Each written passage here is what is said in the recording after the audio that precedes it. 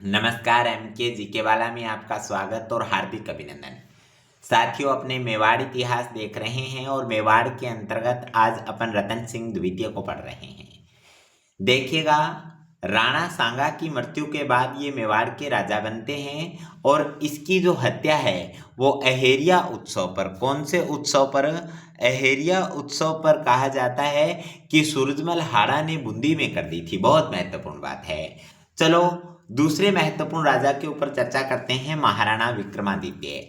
साथियों, 1531 से 1536 तक राजा रहते हैं। राणा सांगा की मृत्यु के बाद गुजरात के शासक बहादुर शाह ने चित्तौड़ पर आक्रमण किया।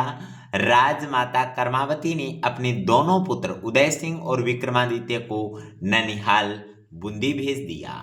कर्मावती ने अपनी रक्षा के लिए हुमायूं को राखी भेजी, लेकिन हुमायूं समय पर नहीं आ पाया। 1534-35 के अंदर राजपूत वीरों ने प्रतापगढ़ के ठाकुर बाघ सिंह के नेतृत्व के अंदर केसरिया किया। राजमाता कर्मावती ने जौहर रचाया। साथियों, चित्तौड़ इतिहास का दूसरा साका कहलाया। बहुत ही इंपॉर्टेंट बात है। क्या?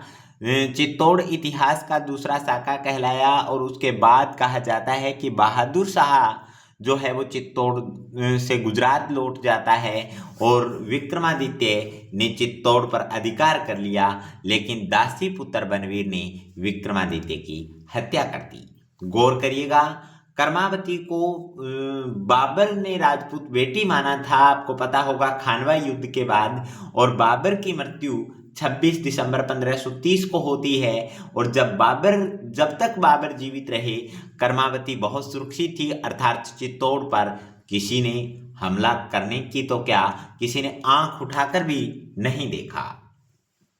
चलो महाराणा उदय सिंह पर चर्चा करते हैं।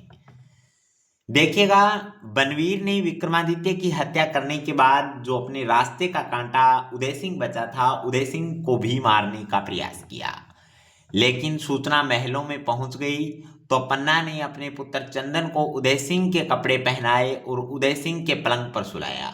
उदय सिंह को महलों से बाहर भेज दिया कीरत बारी की सहायता से। बनवीर ने चंदन को उदय सिंह समझकर मार दिया। पन्ना अपने बेटे का बलिदान देकर उदय सिंह की रक्षा की और मेवाड़ के गुहिल वंश को जीवित रखा। कितनी खूबसूरत बात है। कहा यह जाता है कि पन्ना ध्याय उदय सिंह को लेकर कुंभलगढ़ दुर्ग में पहुंची और यहाँ के किलेदार दीपरा वाणिकवंशी आशा शाह को सारी घटना बताई।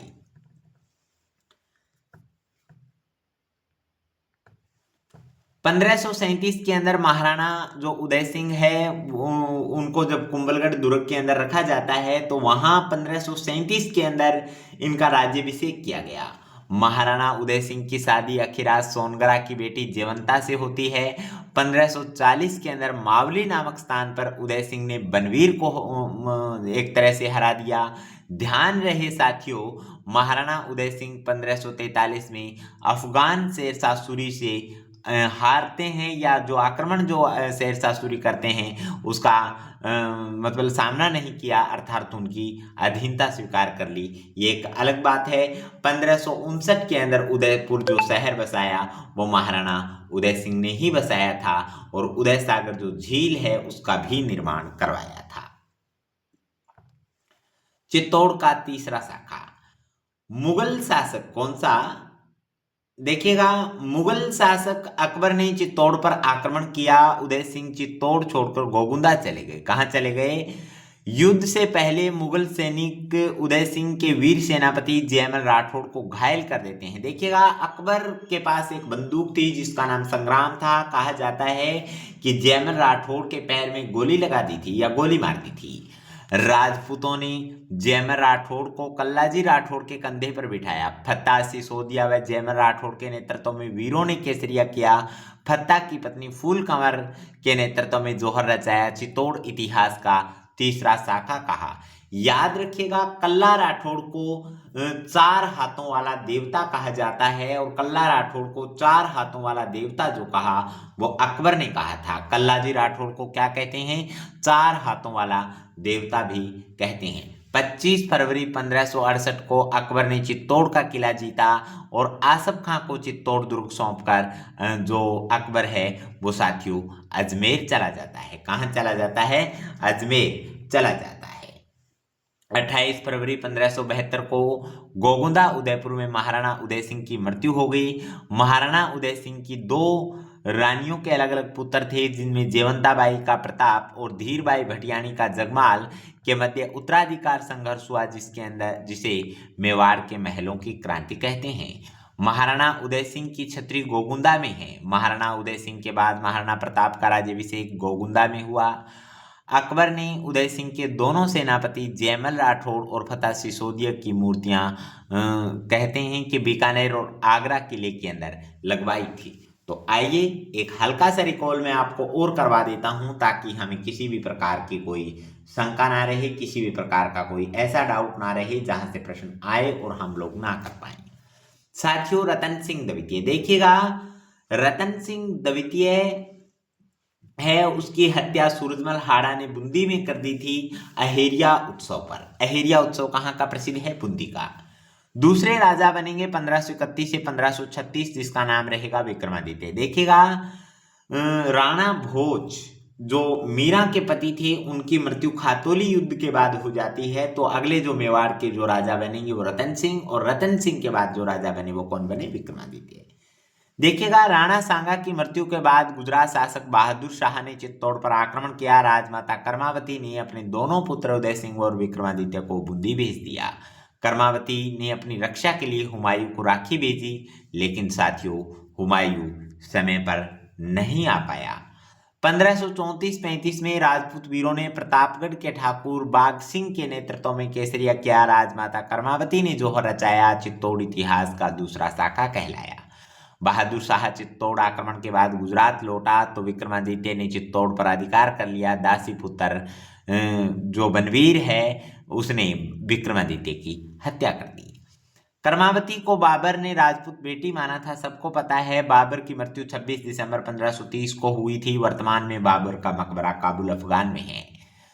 जब तक बाबर जीवित रहे, चित्तौड़ पर किसी ने भी आंख उठाकर नहीं देखा था। बनवीर ने विक्रमादित्य की हत्या करने के बाद उदय सिंह को भी मारने का प्रयास किया, लेकिन इसकी सूचना महलों में पहुंच गई तो पन्ना ने अपने पुत्र चंदन को उदय सिंह के कपड़े पहनाए, उदय सिंह के पलंग पर सुलाया, उदय सिंह को महलों से बाहर कीरतबारी की सहायता से भेजा।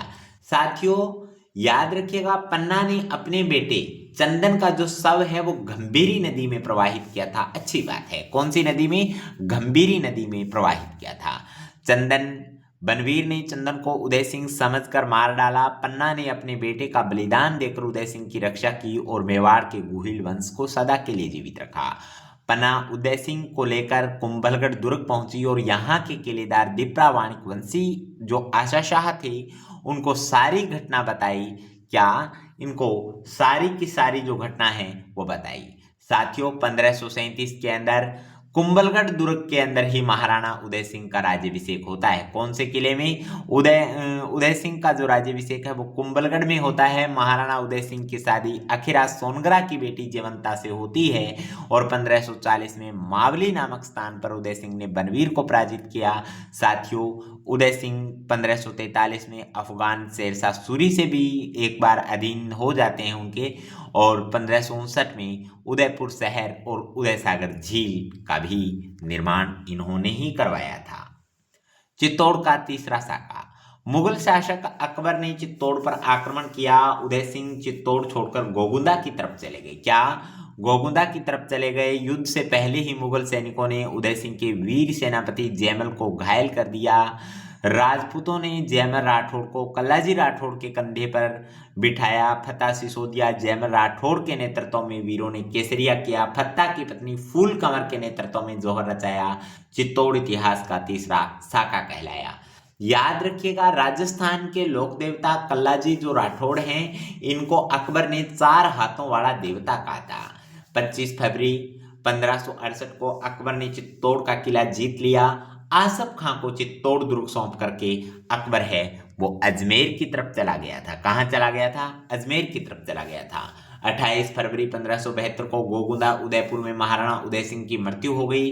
महाराणा उदय सिंह की 2 रानियां, जिसमें एक के बेटे का नाम महाराणा प्रताप, इनकी माता का नाम जयवंता, जगमाल, जिनकी मां का नाम धीरबाई भटियाणी, के बेटों या इन महिलाओं में राज्य को लेकर के उत्तराधिकार संघर्ष हुआ, जिसे मेवाड़ के महलों की क्रांति कहा जाता है।